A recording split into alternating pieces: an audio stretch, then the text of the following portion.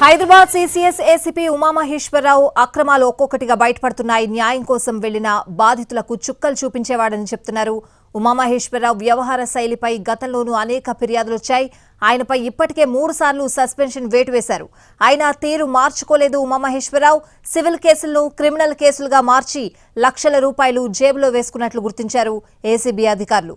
CCS లో బాధితులకు న్యాయం చేయాల్సిన హోదాలో ఉంటూ వారితోనే బేరసారాలు చేసేవారని ఫిర్యాదు చేయడానికి వచ్చిన ఒక ఎన్ఆర్ఐను సైతం బెదిరించి డబ్బులు దండుకున్నట్లు చెప్తున్నారు. ఉమామహేశ్వరరావు బూతు పురాణం పైన కింది స్థాయి సిబ్బంది ఆగ్రహం వ్యక్తం చేస్తున్నారు. తోటి సిబ్బందిని సైతం తిట్లతో అవహేళన చేసేవాడని చెప్తున్నారు. తన దగ్గరకొచ్చిన ప్రతి కేసులోనూ ఉమామహేశ్వరరావు చేతివాటం ప్రదర్శించేవాడని, అక్రమాస్తులు కూడబెట్టుకుని నగర శివార్లో విలాసవంతమైన విల్లాలు కొనుగోలు చేసినట్లు చెప్తున్నారు అధికారులు. తన ఇంట్లో నగదు ఉంచకుండా తన అత్తమామల ఇళ్లలో డబ్బులు దాచినట్లు గుర్తించారు ఏసీబీ అధికారులు. అంతేకాదు లావాదేవీలు మొత్తాన్ని ట్యాబ్లో రాసుకున్నట్లు నిర్ధారించారు.